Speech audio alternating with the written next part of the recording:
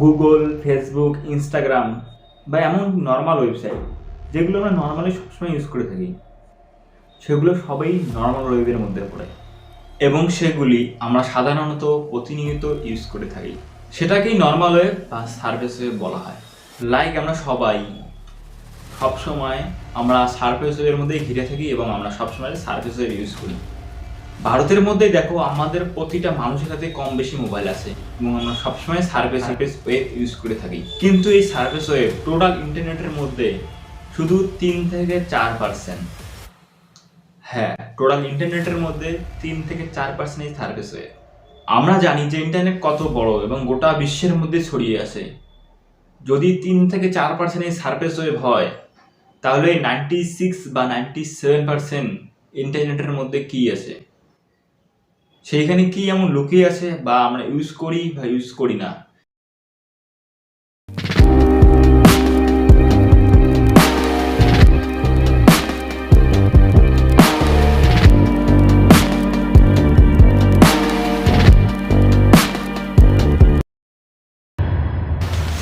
তো আমি ডাইরেক্ট আছি পয়েন্টের মধ্যে। আমরা নর্মালি মোবাইলের মধ্যে যে সমস্ত ইন্টারনেট ইউজ করি বা ইন্টারনেটের মধ্যে যে সমস্ত ওয়েবসাইটে প্রবেশ করি, সেগুলি সার্ফেস ওয়েব। যেটা এতক্ষণ আমি তোমাদের বললাম, এই সার্ফেস ওয়েবের মধ্যে অনেক ওয়েবসাইট আছে, হাজার, লাখো, কোটি অনেক ওয়েবসাইট আছে। ছোট থেকে ছোট, বড় থেকে বড় অনেক ওয়েবসাইট আছে। তার মধ্যে আমরা হাতে গোনা শুধু কয়েকটা ওয়েবসাইটে ইউজ করি এবং সেগুলোই আমাদের কাছে অনেক বড় মনে হয়। যেমন আমরা প্রতিনিয়ত গুগল বা ফেসবুক ইউজ করি, সেগুলোই আমাদের কাছে অনেক বড় মনে হয়। আমরা ইন্টারনেটকে 3টা ভাগে ভাগ করতে পারি। প্রথম হলো যে সারফেস ওয়েব, যেটা নিয়ে আমি তোমাদের সঙ্গে এখনই আলোচনা করলাম। এরপরে আসবে ডিপ ওয়েব।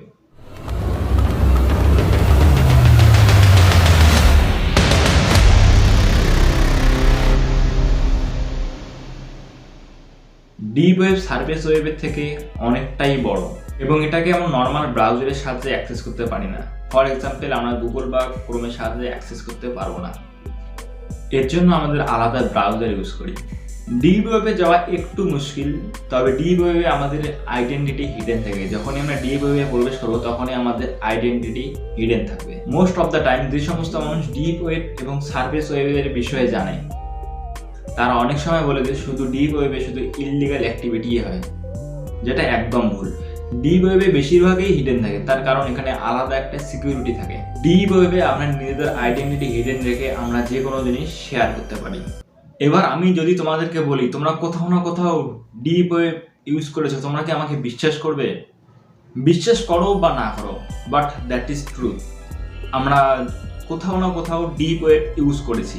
যে সমস্ত সাইটে লগ ইন করার সময় পাসওয়ার্ড সিকিউরিটি থাকে, সেই সমস্ত সাইট কোথাও না কোথাও ডিপ ওয়েবের সাথে কানেক্ট হয়ে থাকে। ফর এক্সাম্পল, আমরা ইউটিউবে বা ফেসবুকে লগ ইন করার সময় আমাদের পাসওয়ার্ড হিডেন থাকে, আর সব ডাটা এর পাসওয়ার্ড আর ইউজার নেম সমস্ত কিছু এক জায়গায় স্টোর করা থাকে। আর সব ডাটা যে জায়গায় স্টোর করা থাকে, that is deep web.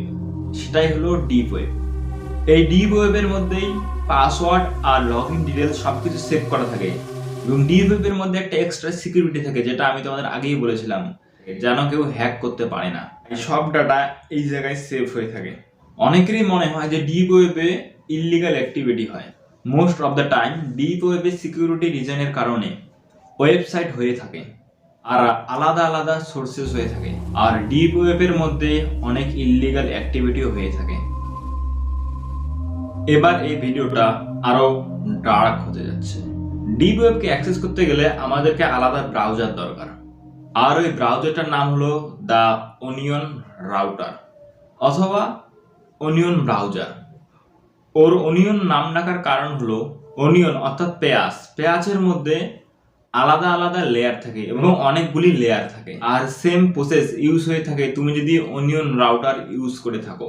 Multiple লেয়ারের নিচে তোমার আইডেন্টিটি একদম হিডেন হয়ে থাকবে আর বারবার চেঞ্জ হয়ে যাবে তোমার অ্যাড্রেস, আর এই কারণে তোমার আইডেন্টিটি হিডেন হয়ে থাকবে।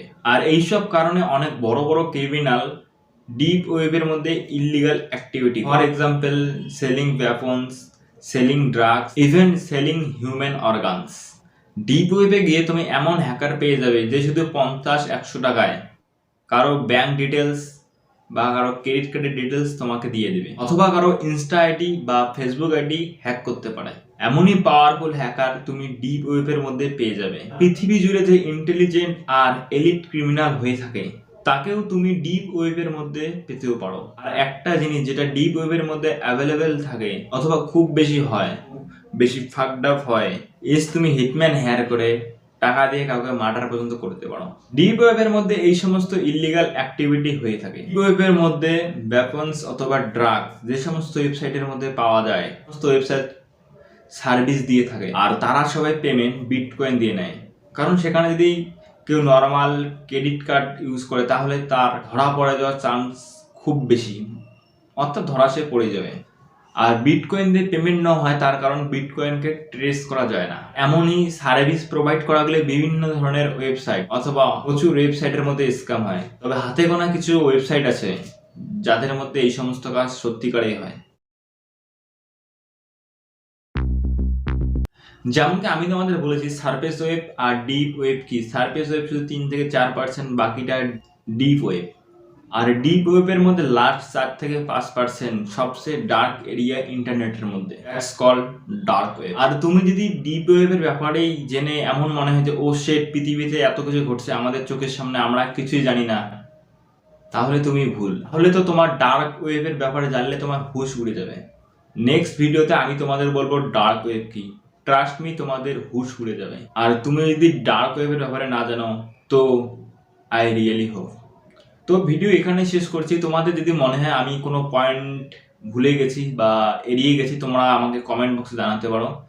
এবং নেক্সট ভিডিওর জন্য তৈরি থেকো। আর চ্যানেল নতুন হলে সাবস্ক্রাইব করো আর শেয়ার আর লাইক একটা করবে।